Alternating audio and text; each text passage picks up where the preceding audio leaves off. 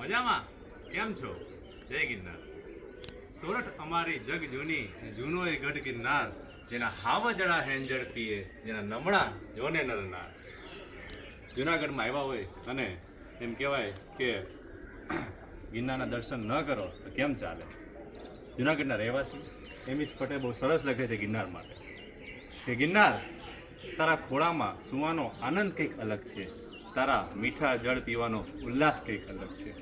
બ્રહ્માંડમાં સ્વર્ગ છે કે નહીં એની તો મને ખબર નથી, પણ તારા થકી ગિરનારમાં જવાનો રસ્તો કંઈક અલગ છે.